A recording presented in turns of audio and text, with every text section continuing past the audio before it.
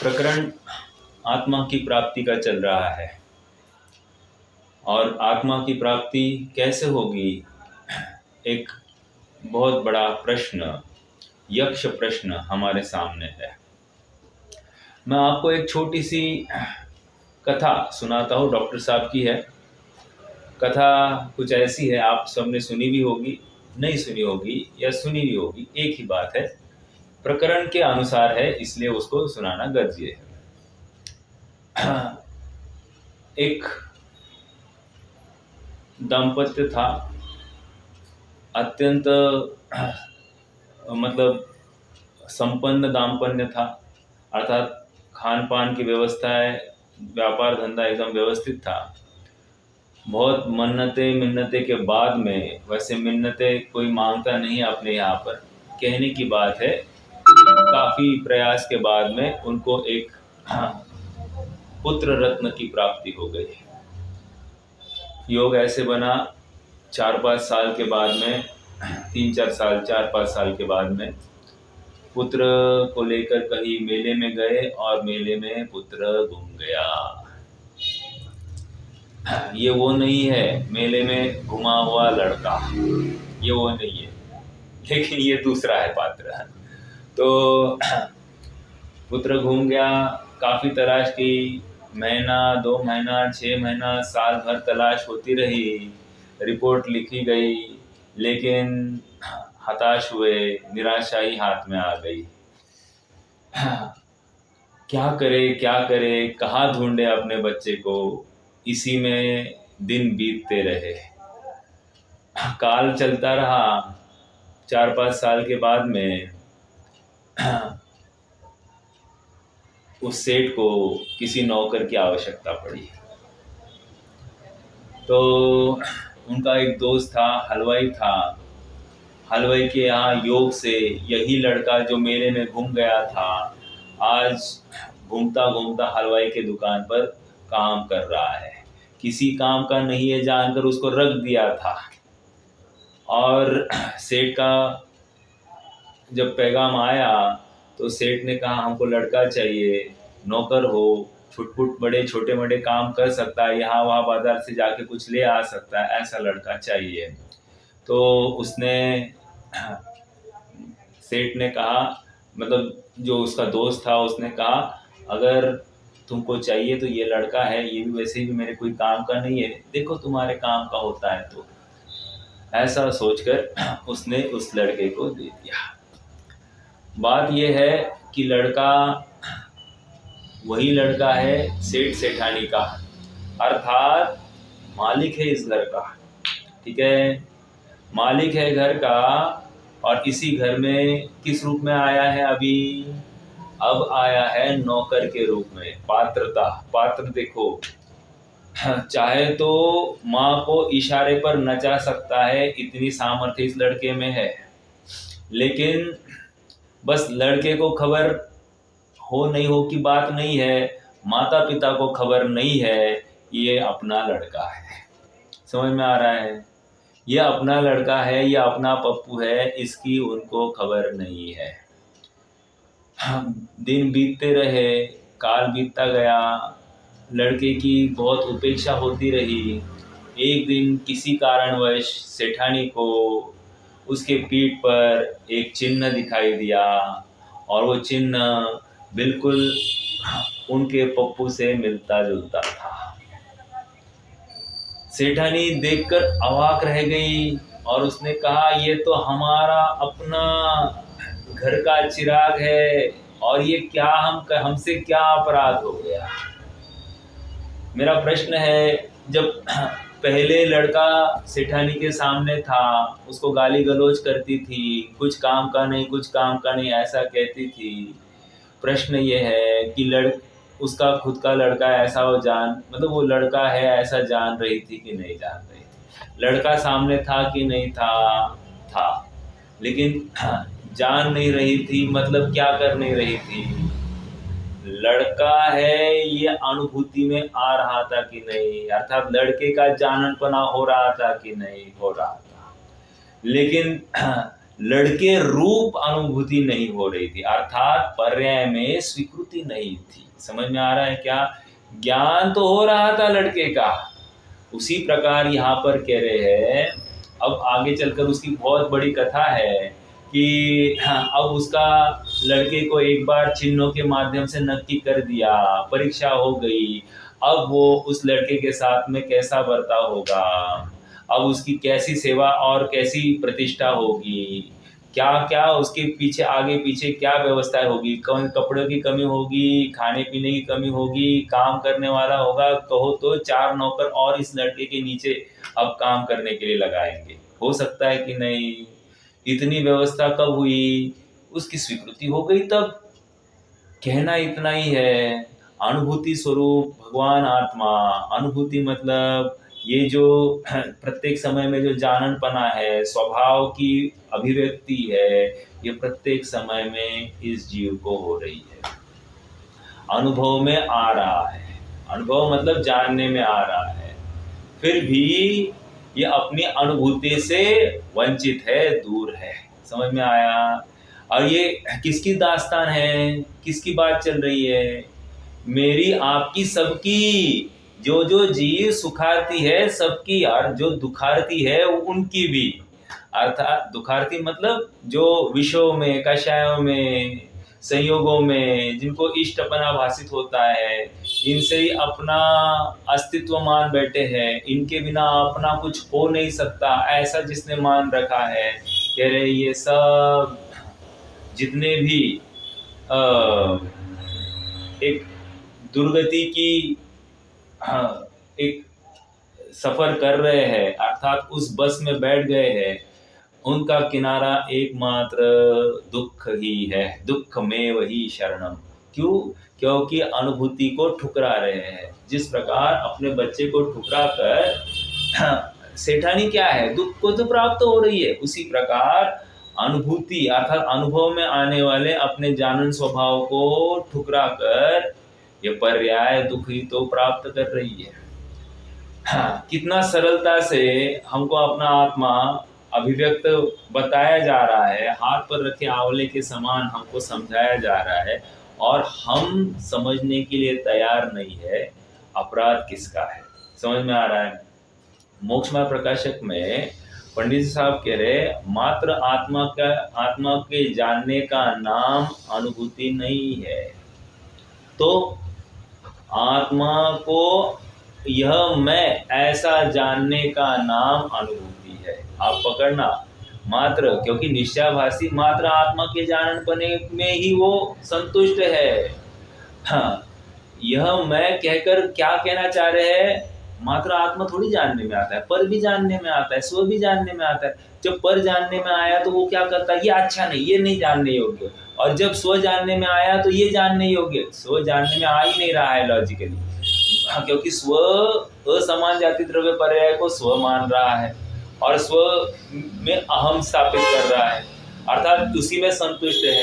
कह रहे पर को जानना ये अपराध नहीं है। और सुनिए, स्व को जानना हमेशा सम्यक ज्ञान नहीं होता, और पर को जानना हमेशा मिथ्या ज्ञान नहीं होता। तो कह रहे स्व को स्वपने से जानना। स्व में अगर तुमने पर की मिलावट कर दी है और उसको स्व मान लिया, हम स्व मान रहे कि नहीं अपने आप को, लेकिन देह सहित अपन स्व मान रहे, तो ये अपराध हो गया। पर को पर मान रहे कि नहीं? पर को पर मान रहे, लेकिन ये मेरे लिए इष्ट नहीं है, अनिष्ट है, ऐसा मान रहे, तो भी अपराध हो गया। और क्योंकि तुमने स्व में, स्व मतलब असमान जाति द्रव्य पर्याय में अपनत्व स्थापित करके पर को पर मान रहे हो। समझ में आ रहा है? और यह अपराध है। पर को जब पर रूप जानना हुआ तो मात्र गे रहा, और तुम जब पर को पर रूप जान रहे हो, तुम्हें इष्ट अनिष्टपना हुआ, ये अपराध है। समझ में आ रहा है क्या?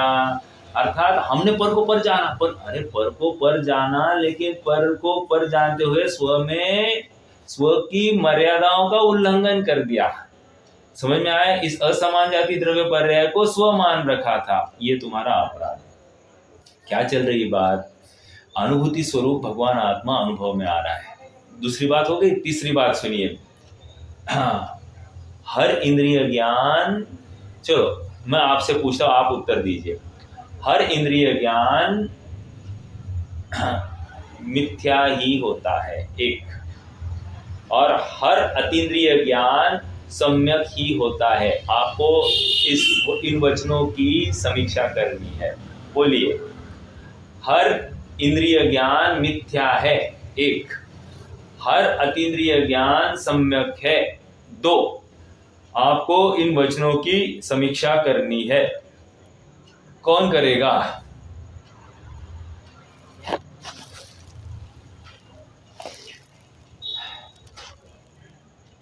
कोई करेगा? है कोई जिनवानी का लाल? लाली तेरे लाल की जित देखो तित लाल, लाल को देखन मैं गई मैं भी हो गई लाल। क्या है वो? कौन कह रही है वो? छोड़ दो कौन क्या कह रहा है। मैं तो देखो उस कृष्ण का क्या प्रभाव है, जो उनको देखता है वो उनसे मोहित हो रहा है।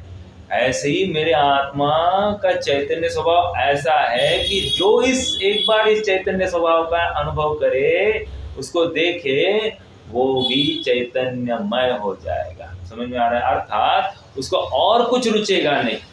ओके, ये जब तक नहीं आता है ना, तब तक हमको निर्णय करने की ताकत नहीं आएगी।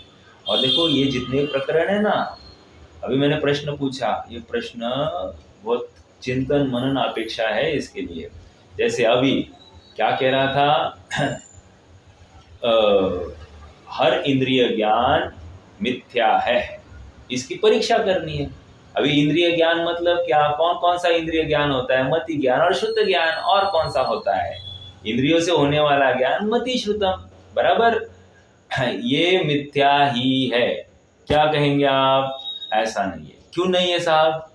अरे एक कुमति और कुश्रुत ज्ञान है और एक सुमति और सुश्रुत ज्ञान है।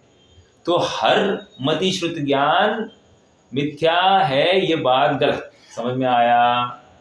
एक बात हो गई, अर्थात इंद्रिय ज्ञान मिथ्या है ऐसा नहीं। ओके, आगे। अतीन्द्रिय ज्ञान सम्यक ही है। अब ये लगाइए, अतीन्द्रिय ज्ञान सम्यक है कि नहीं है? नहीं कह रहे। कैसे?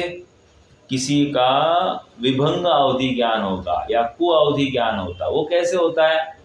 अतीन्द्रिय ज्ञान है वो। अतीन्द्रिय ज्ञान मतलब इंद्रियों का अवलंबन लेकर नहीं जानता।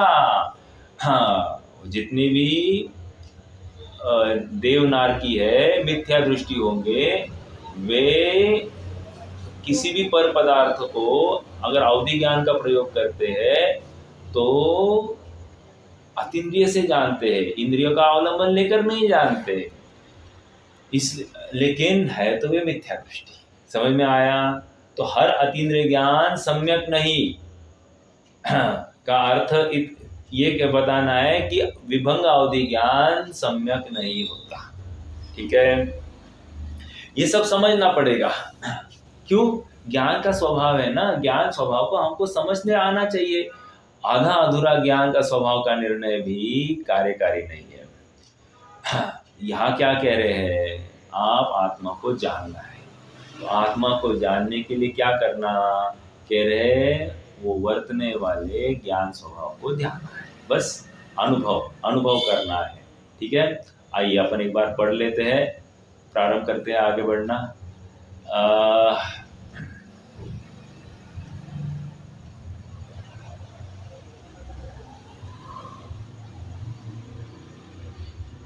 पेज नंबर है 58।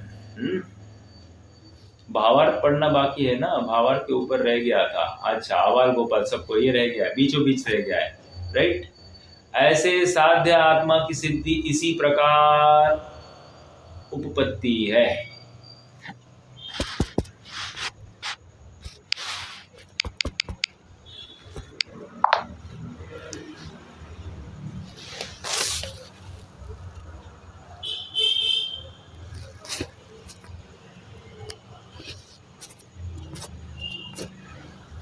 मतलब ऐसे साध्य आत्मा की सिद्धि की इस प्रकार उपपत्ति है, प्राप्ति है, ठीक है। परंतु जब ऐसा अनुभूति स्वरूप, अंडरलाइन ये स्टेटमेंट हर किसी को मुंह जबानी याद चाहिए, समझ में आ रहा है क्या कह रहे हैं। जब ऐसा अनुभूति स्वरूप भगवान आत्मा, अंडरलाइन द वर्ड, यहाँ पर क्या कह रहे हैं, भगवान आत्मा, किसको उपाधि दी जा रही है, भगवान आत्मा। जब ऐसा अनुभूति स्वरूप भगवान आत्मा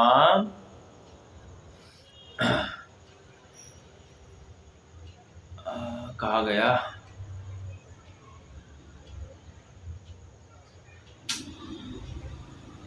हाँ, अनुभूति स्वरूप भगवान आत्मा आबाल गोपाल सबके अनुभव में सदा स्वयं ही आने पर भी अनादि बंध के वश पर द्रव्यों के साथ एकत्व के निश्चय से मूढ़ अज्ञानी जनों को जो यह अनुभूति है वही मैं हूँ, ऐसा आत्मज्ञान उदित नहीं होता और उसके अभाव से अज्ञात का श्रद्धान गधे के सिंह के श्रद्धान समान है, इसलिए श्रद्धान भी उदित नहीं होता।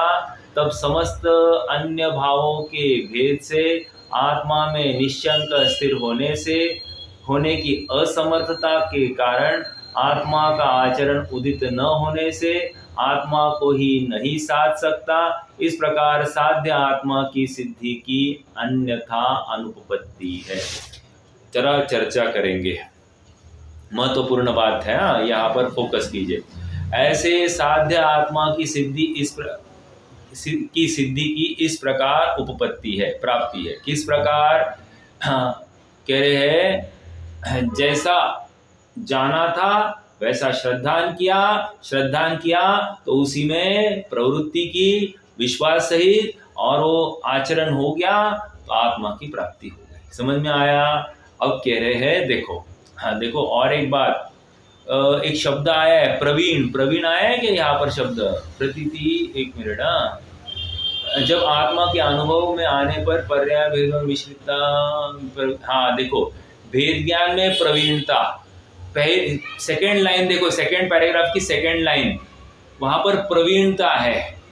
प्रवीणता का अर्थ क्या है, कोई बताएगा? प्रवीणता का अर्थ,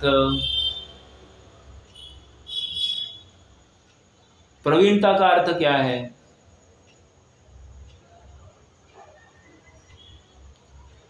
हम कहते हैं ना, मैं इस काम में प्रवीण हूं मतलब क्या, अब मुझे आंख बंद करके भी मैं ये काम कर देता हूं। क्या कहा? निपुणता, राइट। निपुणता कहकर ये समझा रहे हैं कि प्रवीण। अब ये कौन सा प्रवीणता है जी? ये कह रहे प्रवीणता मतलब भेद विज्ञान करने की प्रवीणता है। भेद विज्ञान करने की प्रवीणता मतलब क्या? दिन रात इसको आत्मा शरीर से पृथक दिखाई दे रहा है, विकल्पों में इतना प्रवीण हो गया है जो पर का अंश अपने में मिलाता ही नहीं है, अपना अंश पर में मिलने देता नहीं है। ये प्रवीणता, ये अभ्यास की प्रवीणता है। प्रवीणता रातों रात नहीं होती है। ये देखो यहाँ पर कह रहे हैं प्रवीण होना पड़ेगा तुम्हें भेद विज्ञान करने के लिए, रातों रात काम नहीं होगा, ये बैठ गया और असम्यक तो हो गया, ऐसा नहीं होता है जी, ऐसा नहीं होता। वो तो सब कहवत की बातें है, किसी को हो गया होगा इसके लिए सबको होगा, ऐसी बात नहीं है। क्योंकि हमको अनादि से विषयों की, भोगों की, इंद्रिय ज्ञान की ही सब लगार है। समझ में आ रहा है क्या? हमको स्वभाव की लगार है ही नहीं, स्वभाव की स्वीकृति ही नहीं है। इसलिए प्रवीणता होने के लिए बारंबार चिंतन करना पड़ता है। देखो हमको कोई कहे साहब हमारे लिए थोड़ा समय है क्या, हम क्या कहेंगे? हाँ है ना, बोलिए ना, क्या है? यही तो अपराध है। अरे हमको अपने आत्मा को के अलावा अन्य किसी चीज की मुख्यता हो गई, यही अपराध है। आप समझ में आ रहा है? प्रवीणता क्या होनी चाहिए साहब? मुझे भेद विज्ञान करने के अलावा अन्य कोई भी उपाय दिखाई नहीं देता, मैं एकांत में अपना अपना मस्त रमता हूँ, ये हमारा उत्तर चाहिए था। और हम कैसे चार लोगों में जाकर बात करें, इसी की पड़ी होती है। कह रहे यही अपराध है तुम्हारा। हमारे साथ कोई बात नहीं करे तो हमको लगता है अरे हमसे बात नहीं हो रही, हमसे बात नहीं हो रही, तकलीफ हो रही कि नहीं। ऐसी तकलीफ होना यही पर पदार्थ में अपनत्व का परिचायक है। ये अप्रवीणता है, विषय भोगों की प्रवीणता है और आत्म साधना की अप्रवीणता है। समझ में आ रहा है क्या? अब यहाँ पर क्या कह रहे हैं, सर्व प्रकार से भेद विज्ञान में प्रवीणता से जो यह अनुभूति है सो ही मैं हूँ। अर्थात वो बारंबार दिन रात प्रत्येक उठते बैठते खाते पीते चलते फिरते हर अवस्था में क्या कर रहा है, अभ्यास कर रहा है। क्या अभ्यास कर रहा है? देह भिन्न मैं भिन्न। समझ में आ रहा है क्या? पर पदार्थ मुझे सुख का कारण नहीं है, मैं पर से सुखी होता नहीं, पर से दुखी होता नहीं, पर है इसलिए मैं हूँ ऐसा नहीं, शब्द है इसलिए ज्ञान होता है ऐसा नहीं, पदार्थ है इसलिए ज्ञान होता है ऐसा नहीं। मैं ज्ञान से ही जानता हूँ, ज्ञान अपने से होता है क्योंकि मैं ज्ञान से युक्त हूँ, ऐसा निर्णय बारंबार करता है। समझ में आ रहा है क्या? अभ्यास में कमी नहीं होनी, अभ्यास में कचास नहीं होनी। जो अभ्यास करेगा वही टॉपर बनेगा। समझ में आ रहा है? और जो अभ्यास नहीं करेगा वो चलते फिरते या वहाँ भटक के अन्य पार्टी में ही जाएगा। वो लक्ष्यनिष्ठ नहीं है, आत्मनिष्ठ नहीं है। यहाँ पर आत्मनिष्ठ की बात है। मेरा प्रश्न है, अपन कितने ग्रुप्स ज्वाइन करें तो हमारा आत्म कल्याण की बात सदेगी? कह रहे ग्रुप ज्वाइन करने से काम नहीं होता। हाँ नहीं साहब, हम तो तत्व ज्ञान के ग्रुप से ज्वाइन करते हैं, शास्त्र अभ्यास के ग्रुप। भाई साहब, जिसको अपना काम साधना है ना, वो एक शास्त्र अभ्यास ही अपना काम कर लेता है। और जिसको साधना नहीं है, वो एक नहीं दो, दो नहीं तीन, वो यहाँ से यहाँ उछलते रहता है। अंततोगत्वा वो पाता है कि मुझे कुछ भी मिला नहीं है। और वो कहाँ जहाँ पर रमता है ना, वहाँ पर कर्मेंद्रिय का विषय होगा, मन को बहलाने के विषय होंगे, लेकिन आत्मा नहीं होगा। समझ में आ रहा है क्या? और उसको लगेगा मैं तो धर्म कर रहा हूँ और मैं अपना तत्व निर्णय कर रहा हूँ, और बोलने के लिए तोते जैसा बोल देता है, शरीर भिन्न है आत्मा भिन्न है, इतना तो जानना है। ये सब बातें हो सकती है, लेकिन प्रतीति कौन करेगा? प्रत्येक पर्याय में तुम्हें वो जानन स्वभाव कैसे दिखेगा? तुम्हें इसके लिए अभ्यास करना पड़ेगा। अभ्यास कैसे होता है? एकांत में होता है। समझ में आ रहा है क्या? समूह में जाकर अभ्यास नहीं किया जाता, समूह में जाकर विषय भोग होते हैं। ओके, आइए थोड़ा सा पढ़ते हैं आगे। अब आ जाइए अपने मूल यहाँ पर।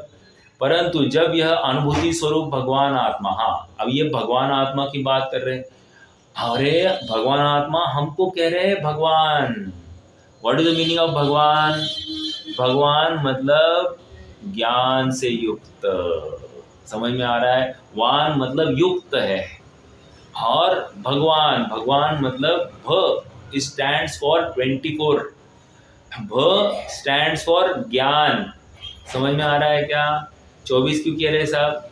24 तीर्थंकर है ना, वो भ। आप 12 खड़ी है ना, 12 खड़ी, तो उसमें भ जो अक्षर है 24वां अक्षर है। आप गिनना, 24वां अक्षर है, ठीक है? तो भ मतलब ज्ञान, ठीक है? आगे बढ़िए। परंतु जब अनुभूति स्वरूप भगवान आत्मा आबाल गोपाल सबके अनुभव में सदा स्वयं ही आने पर भी। अब व्हाट इज मीनिंग ऑफ आबाल गोपाल? आबाल गोपाल के अनेक अर्थ हैं। पहला अर्थ क्या? आबाल और गोपाल। आबाल मतलब होता है बच्चा, गोपाल मतलब होता है बड़ा। पहला अर्थ हो गया। दूसरा अर्थ क्या? आबाल मतलब होता है अज्ञानी, गोपाल मतलब होता है ज्ञानी। कह रहे हैं ये दूसरा अर्थ हो गया। तीसरा, आबाल मतलब होता है ज्ञानी और गोपाल मतलब होता है ग्वाला। ग्वाला गोपाल मतलब ग्वाला। हाँ, मतलब किसी अपेक्षा से गोपाल मतलब गाय चराने वाला, तो वो पढ़ा लिखा थोड़ी है, तो ऐसा भी अर्थ हो सकता है। तो आबाल मतलब ज्ञानवान भी कर सकते हैं। समझना क्या है कि आबाल गोपाल सबको, मतलब जीव मात्र को ऐसे कोई भी जीव नहीं है जो इस अनुभूति स्वरूप भगवान आत्मा के अनुभव स्वभाव से वंचित है। समझ में आ रहा है क्या? अनुभव मतलब जानन स्वभाव से ऐसा कोई भी जीव नहीं है जो उससे वंचित है। जानन स्वभाव सिद्धों का है क्या? जानन स्वभाव कोई बताएगा मुझे? सिद्धों में जानन स्वभाव है क्या? अनुभव स्वभाव है?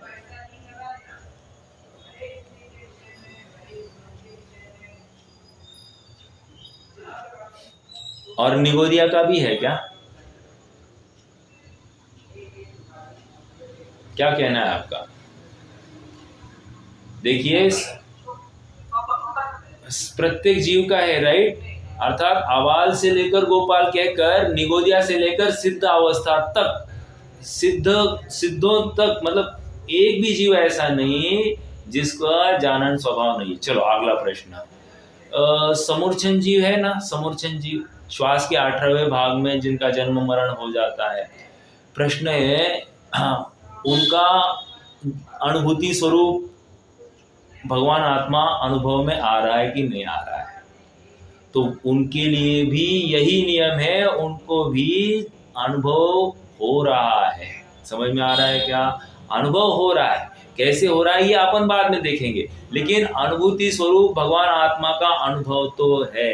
अर्थात वो स्वभाव कहीं गया नहीं है, स्वभाव का नाश हुआ नहीं है। जिसका नाश होता नहीं है उसी को स्वभाव कहते हैं। समझ में आ रहा है क्या? तो कौन सी अवस्था में जाए तो स्वभाव का नाश हो जाएगा? ऐसा हो ही नहीं सकता। समझ में आ रहा है क्या? जीव का एक पर्याय नामक ज्ञान है जो निरावरण बताया गया है, और उसके ऊपर कभी भी आवरण आ नहीं सकता। अगर उसके ऊपर भी आवरण आ गया तो जीव जड़ हो जाएगा। समझ में आ रहा है? मुद्दे की बात यहाँ पर यह है कि अनुभव के ऊपर तो कभी आवरण आने से ही रहा, क्योंकि वो स्वभाव है। मैं तो पर्याय नामक पर्याय ज्ञान की बात कर रहा था। हाँ, जो मतिश्रुत ज्ञान का भेद है वो ज्ञान भी विशेष ज्ञान है, वो उसमें भी कुछ न कुछ जानना है। जो कुछ जानना है, लेकिन जो जानन स्वभाव है उसमें मात्र जानना है। समझ में आया क्या? हाँ, अर्थात अन्य किसी भी ज्ञान, मात्र जानना के अलावा अन्य कोई भी ज्ञान हो, पर्याय नामक ज्ञान वाला ज्ञान भी हो, तो भी उसमें विशेषता है। समझ में आया? और विशेष होने से वो त्रिकाल स्वभाव तो नहीं है। यद्यपि वो निरावरण है माना, लेकिन वो त्रिकाल स्वभाव नहीं है। ठीक है, देखो आश्रय करने योग्य वो स्वभाव नहीं है। देखो क्या कह रहे हैं, फिर से दो बातें हो गई। एक तो यहाँ पर भगवान आत्मा से संबोधन किया गया है। भगवान आत्मा मतलब हम और आप सबको भगवान आत्मा कह रहे हैं। एक सेम बात मतलब अपने आप को, मतलब टीका में भगवान संबोधन 72वीं गाथा की टीका में भी किया है। वहां पर भी अमृतचंद्र स्वामी ने भगवान ये शब्द यूज किया है। दूसरी बात आबाल गोपाल के ऊपर की। आबाल गोपाल मतलब अज्ञानी से लेकर ज्ञानी तक, सबके, छोटे से लेके बड़ों तक, सबके क्या कहा? अनुभव में आ रहा है। अनुभव में आ रहा है अर्थात जानन में आ रहा है। ठीक है, अब अनुभव में आते हुए भी अनुभव क्यों नहीं हो रहा है? अब दूसरा प्रश्न ये है, अनुभव में आ रहा है ना, तो दो प्रश्न है, फिर अनुभव करने की आवश्यकता क्या है? अभी तक तो आप कह रहे कि अनुभव करो अपने आत्मा का, अब कह रहे आप आत्मा निरंतर अनुभव में आ रहा है, अनुभव करने की बात ही कहाँ रही? प्रश्न समझ में आया? कह रहे हैं अनुभव में आ रहा है अर्थात जानन स्वभाव व्यक्त है। ठीक है, लेकिन लाभ किसको होगा? जिसने प्रतीति की है, स्वीकृति की है, उसी को लाभ होगा। समझ में आ रहा है? जैसे अपना बेटा है, ये नौकर ही अपना बेटा है, ये किसको लाभ होगा? कब होगा उस माता को लाभ? जब उसकी स्वीकृति होगी। जानने में तो निरंतर आ रहा है लड़का, लेकिन ये अपनत्व से जानने में नहीं आ रहा है।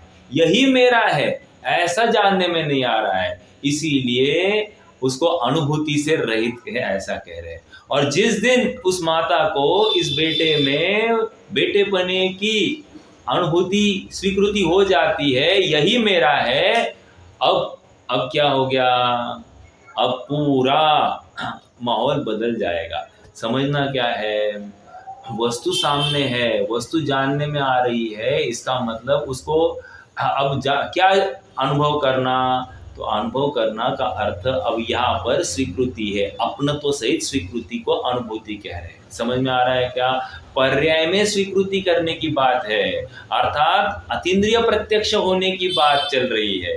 अब तक क्या चल रहा था, इंद्रियों से निर्णय हो रहा था, अब उसी में अहम करते हुए उसी को जानना है, इसके लिए अतीन्द्रियपना की आवश्यकता है और अतीन्द्रिय प्रत्यक्ष होने की बात है, स्वानुभव प्रत्यक्ष होने की बात है। ठीक है, आइए थोड़ा सा और आगे बढ़ेंगे।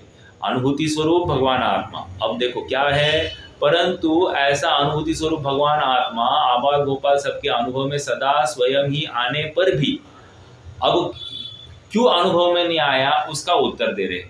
अनादि बंध के वश पर द्रव्यों के साथ एकत्व के निश्चय से मूढ़ अज्ञानी जनों को जो यह अनुभूति है वही मैं हूँ, ऐसा आत्मज्ञान उदित नहीं होता।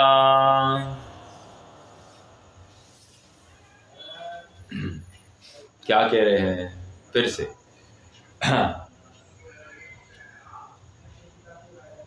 क्यों नहीं हो रहा है, कह रहे हैं अनादि बंध के वश पर द्रव्य के साथ एकत्व है। अनादि बंध के वश मतलब जैसे ही जन्मा इसने अपना परिचय कैसे पाया, इसने अपना परिचय देह वाला, ये कौन है, हमको हमारे माँ बाप ने ले गए आईने के सामने, ये कौन है, ये कह रहे श्रीपाल है। और ये तुम्हें कौन गोदी में ले रहा है, मम्मी बोलो, अर्थात उनका भी परिचय मम्मी की तरफ से और मेरा भी परिचय शरीर की तरफ से। समझ में आ रहा है क्या, जबकि मैं कौन था, शुद्धोसी बुद्धोसी निरंजनोसी, मैं शुद्ध हूँ, बुद्ध हूँ, निरंजन हूँ, मैं शरीर नहीं। ऐसा परिचय तो हो जाए, ऐसा परिचय तो किया होगा ना कभी, किसी ने कराया होगा। अरे बहुत दम लगता है, बहुत दम लगता है।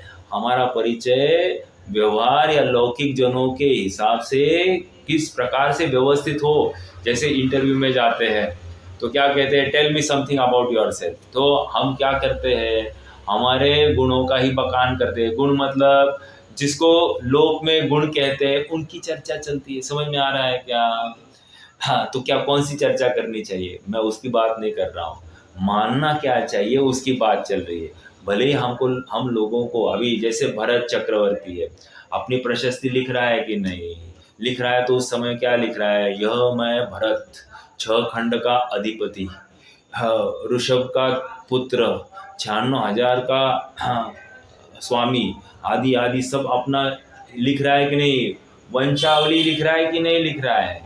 और लिखते समय में क्या मान रहा है, ये मैं नहीं। समझ में आ रहा है क्या, यह मैं नहीं बोल रहा है लेकिन मान नहीं रहा है।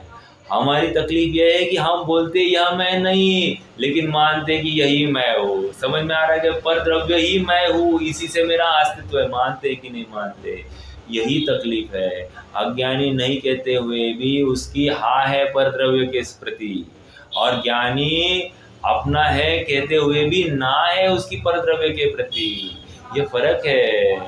आइए थोड़ा आगे बढ़ते हैं।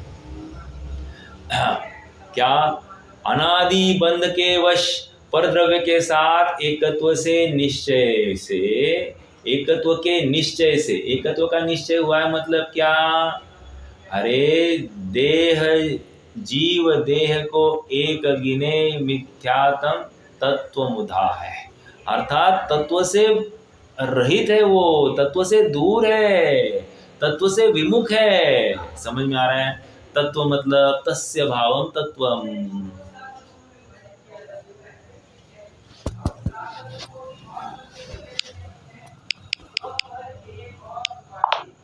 साथ एकत्व का ही निश्चय है। मतलब क्या, पर के बिना मैं अपना अस्तित्व मान ही नहीं रहा है। समझ में आ रहा है क्या? इसके बिना भी कोई जीव नाम का पदार्थ है ये मान ही नहीं रहा है। एवं ही जीवराया, अरे जीवराज को जानो, है ना, यह नृपति है। उसी प्रकार एवं ही जीवरा, यह जीव नृपति है, यही मुझे सर्व प्रकार से सुखी कर सकता है। ऐसा नक्की तो करो। हाँ, हम अन्य प्रकार से कितना अपना परिचय करते हैं, अपनी स्किल्स कितनी बढ़ाते हैं कि उसको लेकर हमको अर्थकारी विद्या में हम कितना आगे बढ़ जाएंगे, इसका कितना उद्यम रहता है। और यहाँ आत्म कल्याणकारी विद्या में हम अपनी स्किल्स को क्यों डेवलप नहीं करते, हम क्यों पीछे हैं? क्योंकि यहाँ पर हमको अपना सुख भासित नहीं होता। दिस सैड पार्ट, खेद की बात यह है कि हमको यहाँ पर सुख भासित ही नहीं होता। समझ में आ रहा है क्या? हमको खाने में, पीने में, घूमने में, बात करने में, सब में सुख भासित होता है। किसी का संग करने में सुख भासित होता है। समझ में आ रहा है? और अकेला रहने में, विषयों से विरक्त होने में, आत्म भावना करने में हमको सुख भासित ही नहीं होता है। मेरा प्रश्न है आप सबसे, समाधि की भावना मतलब एकांत की भावना है या समूह की भावना है? प्रश्न है आप सबसे। समाधि की भावना, एकांत की भावना? हाँ, एकांत की भावना है, बराबर। हाँ, तो क्या है वो समाधि का पार्ट क्या है? हाँ, उसमें चर्चा धर्म सुनावे, वो सावधान रखे, गाफिल न होने पाओ। वहाँ पर कह रहे सभी साधर्मी होंगे, वो मुझे गाना सुनाएंगे, फिर मैं सुनूंगा, फिर मेरी मति ठीक होगी और फिर मैं आत्मा को ध्याऊंगा, मैं गाफिल नहीं होऊंगा। ये क्या बात चल रही है जी? ये समाधि की भावना नहीं है, ये समूह की भावना है। आप पकड़ रहे हैं क्या? तो वहाँ तो लिखा है, अरे वहाँ लिखा है उसका भाव ऐसे लेना है। समझ में आ रहा है क्या? वो दुनिया होगी वहां पर इकट्ठा हुई, लेकिन मुझे दुनिया से नाता नहीं, मुझे तो इस शरीर से नाता नहीं, मुझे तो आत्मा से नाता है। समझ में आ रहा है क्या? मैं और मेरा आत्मा, अनुभूति स्वरूप अर्थात वो पर्याय स्वभाव, और उसका अनुभव अर्थात उसका निरंतर स्वीकृति, यह मैं, मेरा जानन, मेरा चैतन्य स्वभाव, इतना ही होगा। इसी को समाधि कह रहे हैं। अन्य कुछ भी इससे अधिक समाधि नहीं है। समझ में आ रहा है? हाँ, उसी में अपनापन, उसी में रमना, उसी को जानना, ये भाव होता है। क्या हाँ बात चल रही थी, कहा गया है? हाँ हाँ, तो अनादि बंध के वश पर द्रव्य के साथ एकत्व का निश्चय है। क्या हुआ? मूढ़ अज्ञानी जनों को जो यह अनुभूति है वही मैं हूँ, ऐसा आत्मज्ञान उदित नहीं होता। समझ में आ रहा है? जिसको दुखी होना है उसको ये रियलाइजेशन नहीं होगा। एक प्रश्न है आप सबसे, मैंने पहले भी बात रखी थी, अभी फिर से एक बार। कृष्ण के दो बेटे हैं कि नहीं? कौन? प्रद्युम्न और शंभु कुमार, बराबर। प्रश्न है आप सबसे, उनमें समानता क्या है? दोनों कृष्ण के बेटे हैं। और क्या है समानता? कह रहे दोनों बराबर प्रॉपर्टी के मालिक है, अर्थात डेढ़ गुंठा नहीं डेढ़ खंड का अधिपति एक और दूसरा डेढ़ खंड का अधिपति, बराबर। अर्थात एक आर्यखंड और दो म्लेच्छ खंड है, तो आधा आर्यखंड इसका, आधा आर्यखंड उसका, आधा एक म्लेच्छ खंड उसका, एक म्लेच्छ खंड इसका। प्रश्न है दोनों उतने ही इक्वल हकदार है कि नहीं है? अगला प्रश्न फिर। अब फर्क क्या है दोनों में? और एक फर्क है। क्या फर्क है? फर्क ये है कि एक को मालूम ही नहीं कि मैं त्रिखंडी अर्थात तीन खंड के अधिपति का पुत्र हूँ, और एक को पूरी खबर है कि मैं ही इस तीन खंड के अधिपति का उत्तरदायी हूँ। समझ में आ रहा है क्या? आता उत्तराधिकारी, उत्तरदायी नहीं, उत्तराधिकारी हूँ। क्या कहना है?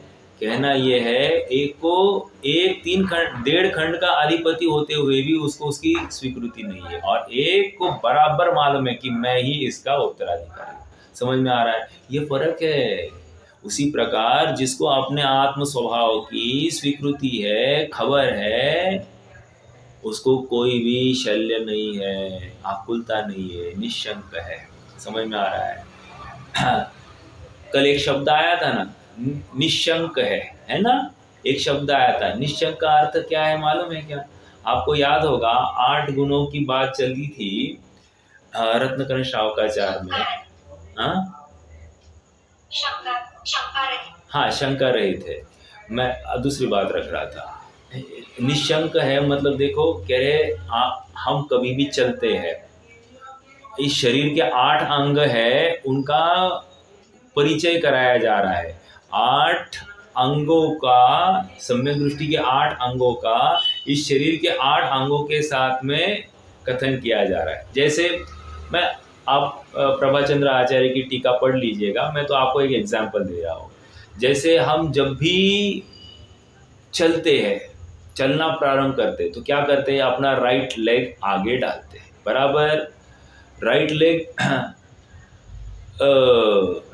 जब डालते हैं तो कैसे आगे रखते हैं? पग भय से रखते हैं या निशंकता से रखते हैं? कह रहे निशंक होकर रखते हैं। ओके, अब यहाँ पर कोई जीव नहीं है, आगे बढ़ा जा सकता है, इस बुद्धि से रखते हैं, राइट? तो पूरा कॉन्फिडेंस के साथ में रख रहे हैं, वहां शंका नहीं है चल सकता हो कि नहीं चल सकता, ऐसा कुछ नहीं है। तो ये निशंक, निशंकित। फिर उसके बाद में लेफ्ट लेग भी उसको फॉलो करता है कि नहीं? उसको कोई वांछा है क्या कि मैं इसका पीछा करूं तो मुझे कुछ मिलेगा? ऐसा नहीं। हाँ, उसको निकांक्षित, कांक्षा नहीं है लेफ्ट लेग को। ऐसे 8 अंग शरीर के बनाए हैं, 8 अंगों के माध्यम से सम्यक तो घटित करके दिखाया है। मुझे तो समझाना है, जब एक निशंकित आ गया तो निकांक्षित, निर्विचिकित्सा आदि आदि सब आ गए। समझ में आ रहा है क्या? क्यों? वे सब उसके साथ में फॉलो करते हैं। तो निशंक कहकर जिसको अपने आत्मा का निर्णय है वो निशंक हो जाता है, जिसको अपने आत्मा का निर्णय नहीं है वो सशंक है। जाने क्या होगा, ऐसा। समझ में आ रहा है? हमको किसी का कुछ मिले, कोई सहारा मिले, कोई साथी मिले, ये भावना बहुत हल्की भावना है, संग की भावना है, ये अपराध है। यहाँ पर एकत्व की भावना की बात चल रही है। समझ में आ रहा है क्या? एकत्व, अपने में एकत्व और पर से विभक्त, ऐसी ही भावना निरंतर भाई जा रही है। उसी को समयसार की प्राप्ति का हक है। समझ में आ रहा है? एकत्व। इष्टोपदेश में क्या कहा? मोहेन संवृत्तम ज्ञानम स्वभावम लभते नहीं। मोह से युक्त ज्ञान स्वभाव को प्राप्त करने का हकदार नहीं है। यहाँ पर क्या किया? अनादि बंध के वश, पर के साथ एकत्व के निश्चय से मूढ़ अज्ञानी जन जो यह अनुभूति है वह मैं हूँ, ऐसा आत्मज्ञान उदित नहीं होता है, और उसके अभाव से अज्ञात का श्रद्धान गधे के सिंह के समान है। अज्ञात का श्रद्धान मतलब क्या? जो मैं नहीं हूँ उसकी पूरी स्वीकृति है। समझ में आ रहा है क्या? देखो, हमको वस्तु की स्वीकृति नहीं हो रही है, इसलिए वस्तु अपने स्वभाव को तो बदलती नहीं है ना। समझ में आ रहा है क्या? हमको जैसे लगता है वैसी वस्तु नहीं है, इसलिए वस्तु ने तो कभी अपना स्वभाव बदला नहीं है। हमको लगा शक्कर मीठी नहीं होनी चाहिए, इसलिए शक्कर मीठापन छोड़ती कहाँ है। समझ में आ रहा है? हमको लगा कि गुलाब का फूल वो महक नहीं छोड़े, लेकिन गुलाब का फूल वो महक छोड़ना बंद कब करता है? समझ में आ रहा है क्या? हर चीज देखिए, प्रत्येक वस्तु स्वचतुष्टयात्मक है, अपने में ही वो संतुष्ट है, स्थित रहती है, पर से उसको कुछ भी अपेक्षा नहीं है। अज्ञानता में इस जीव को पर से अपेक्षा खड़ी होती है, पर में अपनत्व स्थापित करता है, और इसलिए ऐसा अपनत्व की स्थापना करना अर्थात गधे के सिंह के समान स्थापना हो गई। जो है ही नहीं वैसी कल्पना करके उसी में खुश रहा है, उसी में कुछ होने की कल्पना कर रहा है, गधे के सिंह। समझ में आ रहा है क्या? ज्ञान की सब रचना है, ज्ञान में सब खड़ा किया है, और वहां पर उसको निर्णय नहीं हो रहा है। चलो आगे। एकत्व के निश्चय से मूढ़ अज्ञानी जन को जो यह अनुभूति है वही मैं हूँ, ऐसा आत्मज्ञान उदित नहीं होता, और उसके अभाव से अज्ञात का श्रद्धान गधे के सिंह के समान श्रद्धान समान है, इसलिए श्रद्धान भी उदित नहीं होता। मतलब जब ज्ञान नहीं है, जाना ही नहीं है, तो विश्वास भी गलत चीज का होगा। जब गलत चीज का विश्वास हो गया तो अब प्रवृत्ति भी कैसी होगी? गलत दिशा में ही होगी। समझ में आ रहा है क्या? उदित नहीं होता, श्रद्धान गलत हुआ। आगे, श्रद्धान में उदित नहीं होता तब समस्त अन्य भावों के भेद से आत्मा में निश्चय स्थिर होने की असमर्थता के कारण आत्मा का आचरण उदित न होने से, आचरण भी अब पॉसिबल नहीं है होने से आत्मा को नहीं साध सकता। इस प्रकार साध्य की सिद्धि, कौन साध्य? यह शुद्धात्मा। साध्य की सिद्धि की अन्यथा अनुपपत्ति है, अर्थात पर पदार्थों में प्रवृत्ति करके, पर में अपनत्व करके, पर को अपना मान के मेरा आत्मा की प्राप्ति संभव नहीं है। समझ में आ रहा है? अब लगाओ, भगवान की कितनी मिन्नतें करे तो मुझे आत्मा की प्राप्ति होगी, लगाओ कितने विधान करे तो मुझे आत्मा की प्राप्ति होगी, लगाओ कितने उपवास करे तो मैं आत्मा की प्राप्ति होगी, लगाओ मैं कितना दान दूं तो मुझे आत्मा की प्राप्ति होगी, लगाओ, अरे सभी पूरा विश्व आवाज दे रहा है कि ये सम्यक दृष्टि है। चलो अब ऐसा बोल रहा है, ये जीव जो है ना, ये सम्यक दृष्टि, श्रीपाल सम्यक दृष्टि है, ऐसा पूरा विश्व बोल रहा है, इसका मतलब मुझे आत्मानुभव हो जाएगा। ऐसा हो सकता है क्या? सबने बोल दिया इसलिए मैं आत्मानुभवी हो सकता हूँ क्या? ऐसा नहीं है। समझ में आ रहा है क्या? अपना काम अपने को करना है, अपना काम एकांत में करना है, अपना काम जगत से पृथक होकर, जगत के प्रति न राग न द्वेष भाव, अर्थात दोनों का त्याग करके होना है। समझ में आ रहा है? देखो,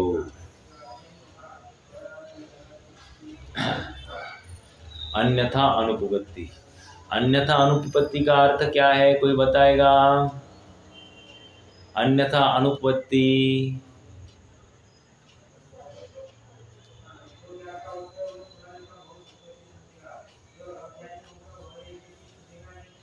कोई नहीं बताएगा?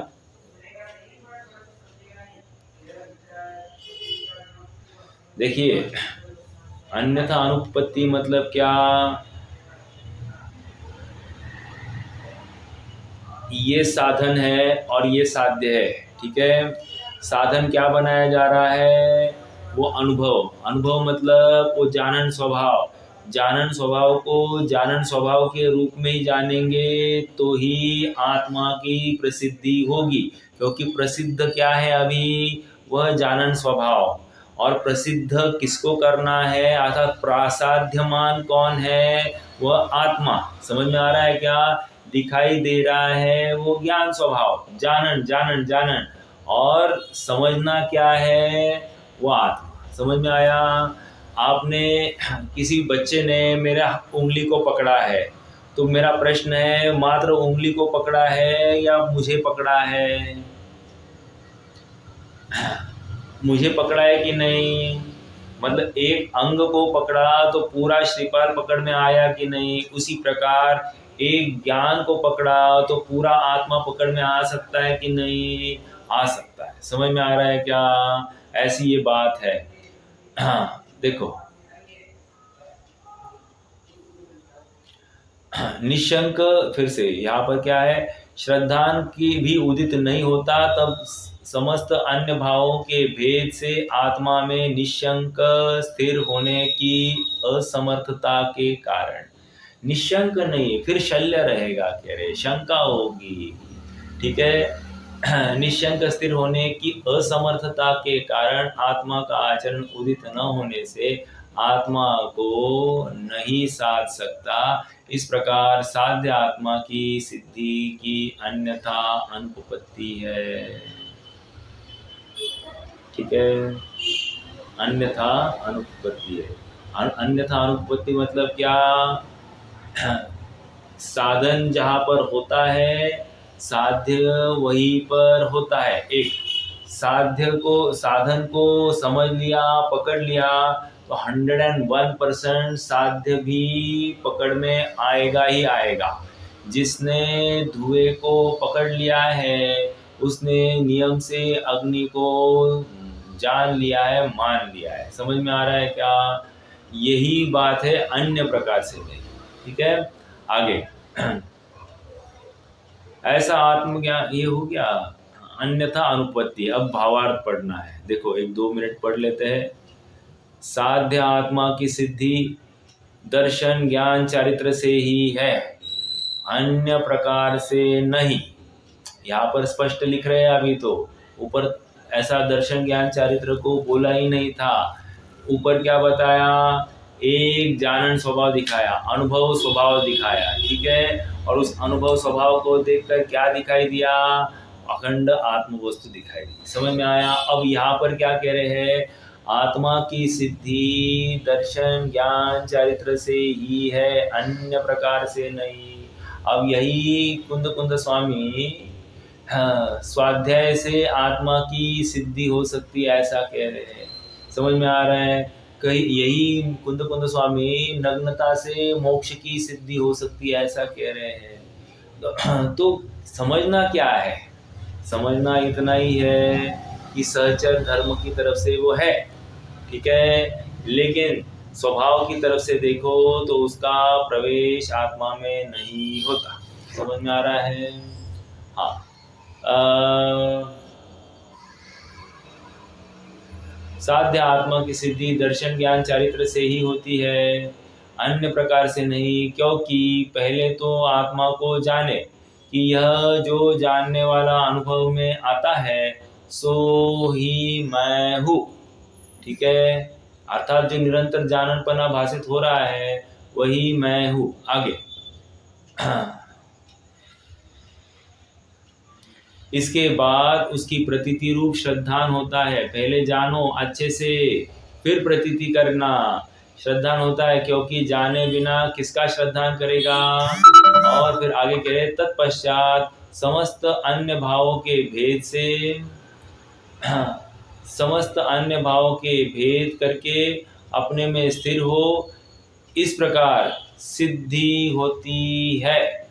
किंतु यदि जाने ही नहीं तो श्रद्धान भी नहीं हो सकता, और ऐसी स्थिति में स्थिरता कहाँ से करेगा? इसलिए यह निश्चय है कि अन्य प्रकार से सिद्धि नहीं होती। जाने नहीं का अर्थ क्या करना है? आप इतना करेंगे अपन रुक जाएंगे। जब जाने नहीं तो श्रद्धान काय का करेगा? जाने नहीं का अर्थ क्या करना?